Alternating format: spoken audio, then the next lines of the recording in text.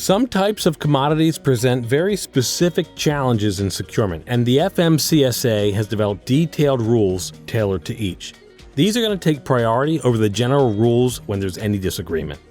The regulations provide very specific information on how you can effectively secure each commodity under a variety of circumstances, including whether they're single items or groups, large or small, stacked vertically or arranged horizontally, banded together as a single unit or loose, packed tight or with space between items or between the vehicles or container sides, arranged lengthwise or crosswise, or if they're oriented with vertical or horizontal eyes in the case of cylindrical articles. Some commodities require carriers that are tailored specifically to their securement needs. So, for example, logs need to be transported in vehicles that are designed to cradle them. This is so they don't roll and with components that prevent accidental release or damage to the logs.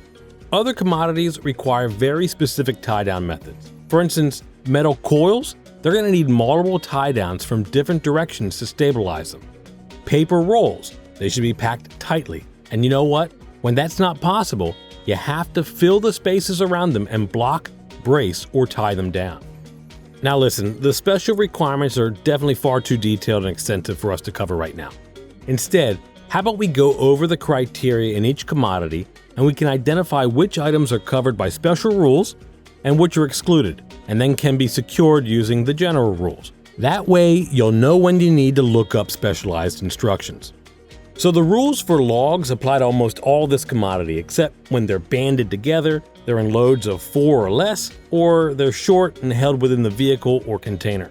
The rules for dressed lumber and similar building materials are going to apply to bundles of finished lumber, packaged lumber, and building products that have a similar shape. Bundled products are treated like single units. You follow the general rules for products that aren't bundled or packaged.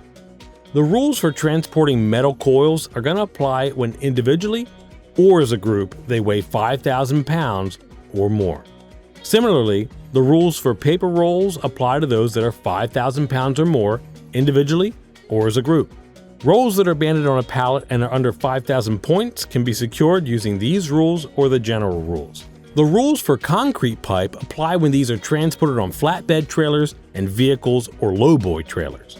Follow the general rules when they're banded together into a solid single item in a way that they will not able to roll, or when carried in vehicles or containers with sides.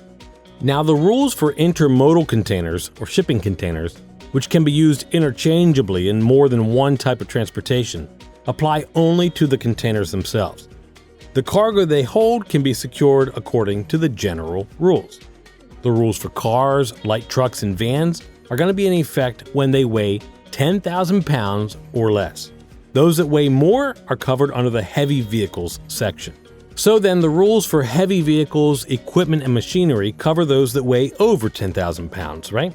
Heavy machinery performs on wheels or tracks. So some examples are bulldozers, tractors, front-end loaders. You know what you've seen before. When these weigh under 10,000 pounds, you can use either the rules for cars, light trucks, and vans, or the general rules. The rules for flattened or crushed vehicles refer to cars, light trucks, or vans that have been intentionally crushed in preparation for recycling.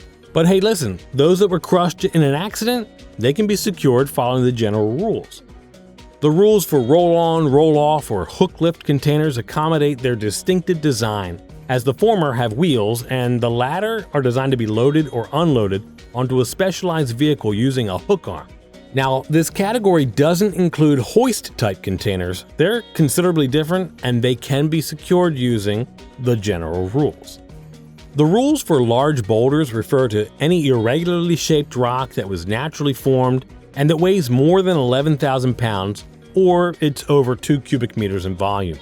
These boulders are carried on an open vehicle or one with sides that are designed and rated for carrying that type of cargo. Rock that's over 220 pounds and under 11,000 pounds can be secured using these rules or the general ones. If you ever transport cargo in one of these categories, make sure to look it up in the FMCSA regulations document. This is located at www.fmcsa.dot.gov. This way you can ensure you're correctly meeting requirements and safely securing your cargo.